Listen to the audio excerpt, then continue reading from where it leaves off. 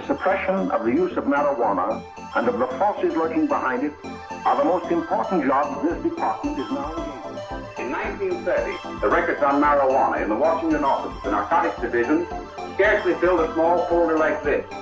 Today, they fill cabinets.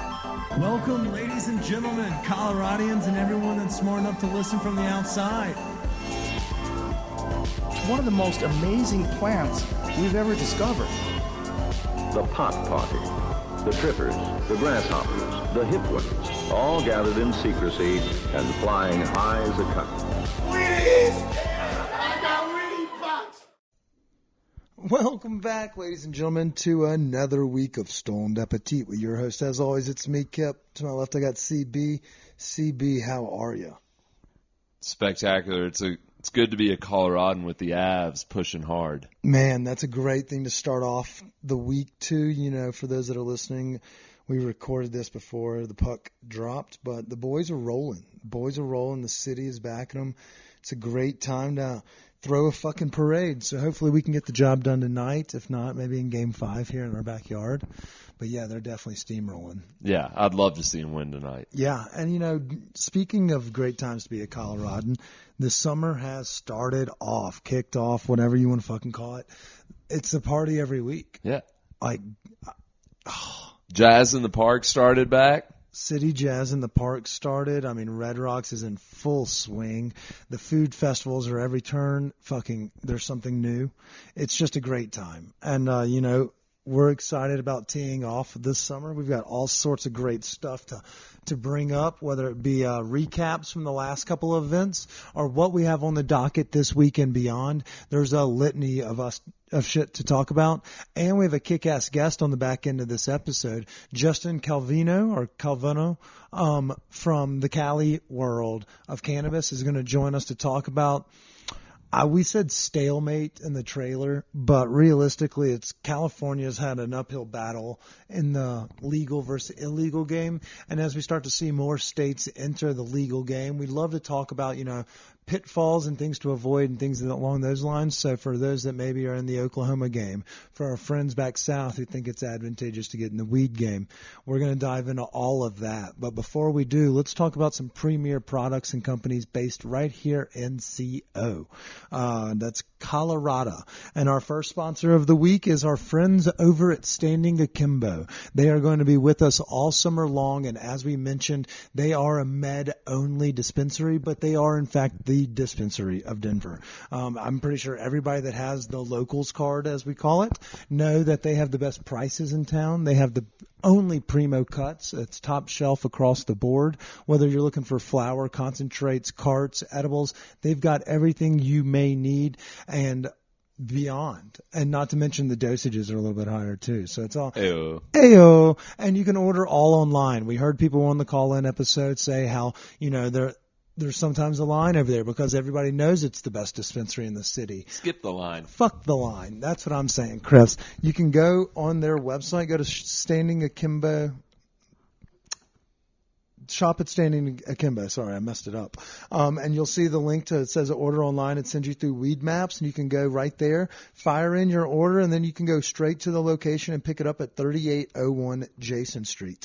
No frills, no quarrels. You can handle all of it right there online. So it's a great way to skip the line. It's a great way to find the best products in the city as well as find the best prices in the city. So go see our friends over at Standing Akimbo. As well as we are 2 weeks to the day from announcing our big thing, the Dart Pod with Seed and Smith. We've teased it. You know, we've seen the logos. They're working on it. They're mock-ups and things of that nature. We're getting so goddamn close. I am so excited. We've smelled the flowers. We've puffed on some pen trial and errors kinds of things to find the exact strain that really personifies us. But the best thing about it is they have something for everyone, Chris. You may not, you know, you can wait on the dark cart that is going to be the Stoned Appetit cart, but they have something literally for everyone. They have wonderful flower if you want to see, you know, from seed to sale. They have tours you can go check out. They have award-winning pre-rolls as well as, you know, concentrates, carts, and a litany of other products from not only themselves but from others in the community. So they have two different dispensary locations. One of them, Oakland Street out there in Commerce City. Great for if you're on your way to the airport or picking someone up and you want to show them, get your feet wet as soon as you land. Go to Seed and Smith, show them exactly how the industry operates. And then also they have their location, their flagship shop up in Louisville. Looks like a fucking Apple store. You can get everything from loungewear for the most comfortable ways to get high to finding the best strains for you. And if you're curious, you don't want to go to one of their dispensaries, but you want to try some of this great product that we've been pumping for just about a year now, go to www.seedandsmith.com. All right, Chris. Let's get into the nitty gritty. Shout out to the week that was. We had a big one. You want to start with Top Gun? Yeah, I mean, what better place to start? Let's fucking start with Top Gun. What did you think of the movie, and what did you think of our party?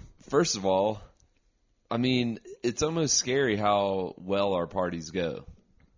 You would think that we've been doing this for years. Yes. Contrary to popular belief, we haven't. But no. I mean, like, the place was great. Postino was great. Like, that outdoor area. I mean, just everything about it's great because we're right there by the movie theater. Easy to get to. And, yeah, it was a hell of a party. Yeah. So, I mean, I think one thing we definitely need to do is shout out Nicole from BPR and Postino. They did a lot of the work behind the scenes to make us look like we know what the fuck we're doing in those parties. But you're right. Postino and that little 9th and Colorado clusterfuck of shops and mall movies and all that jazz is a perfect location for people that maybe, I mean, if you're looking for a doctor or a nurse to wife up or, handcuff for the summer, that's a great place to start because it's right there behind the teaching hospital. But also that patio is a fucking vibe. You can go over there, get all the accoutrements and snacks that your heart could desire, fucking pound wine. They have killer deals Monday and Tuesday they do. Beer burp. They do board in a bottle for $25. That is a steal. So if you're looking for like a date night spot, you can go over there on the patio, get a bottle of wine, a bruschetta board with 4 different varietals. And then if you're feeling froggy, you can go see the movie that made Kip cry while having an erection at the same time. It was the perfect movie. It was great. It was great. Like one of the better sequels in a franchise I've seen.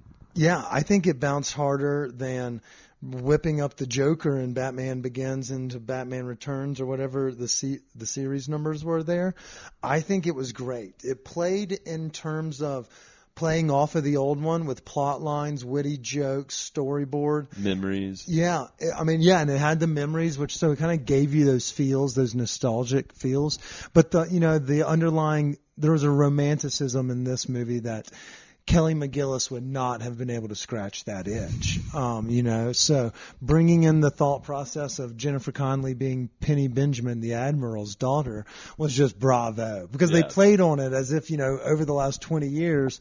And then Tom Cruise, while he may have aged beautifully, going Mach 6 or whatever in a plane and having them film it. Mach 11 or something. He personally, I don't think he did. But you could see it in his face. You're like, oh, he's old. But we would all look like that if we did that. Bravo to 58-year-old Tom for getting in a fucking fighter pilot or a fighter jet and just letting loose. Holy shit. Dude, the jet footage was just, I mean, obviously so good. The last movie was in the 80s, so you expect to be, but this was fucking nuts. It was so good. And Miles Teller, I mean, I'm growing out a mustache.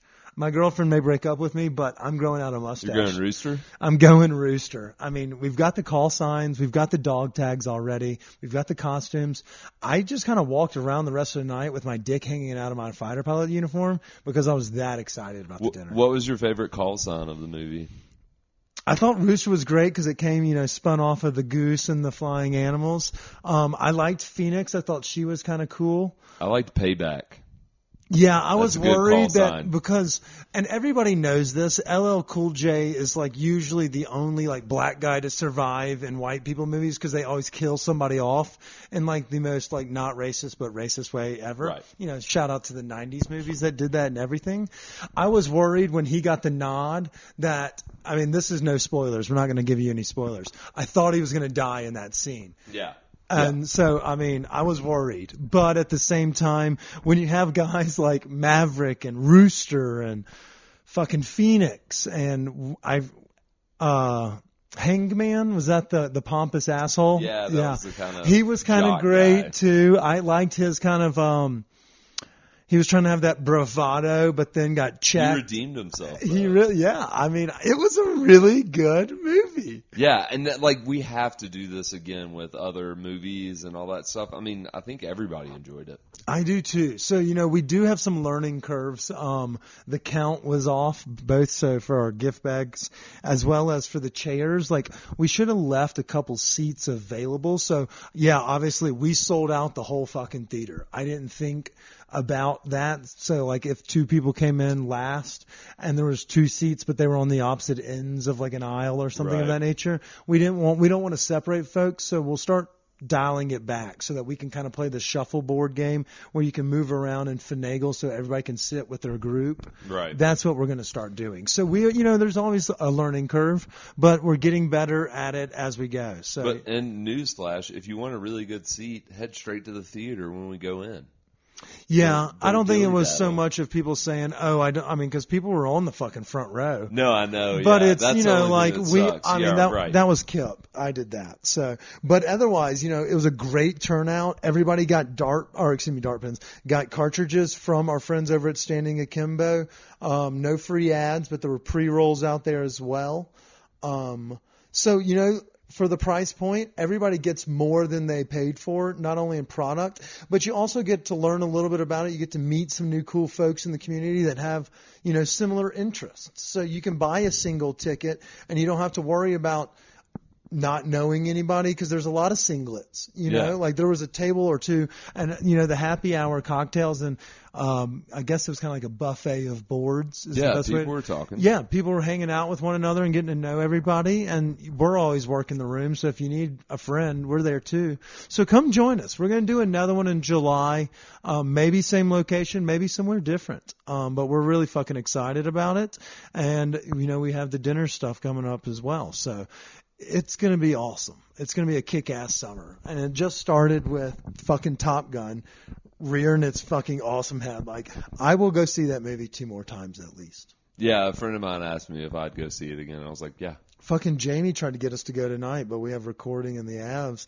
so we couldn't. He was like, let's go to the Big Show and watch it. Have you heard of the Big Show?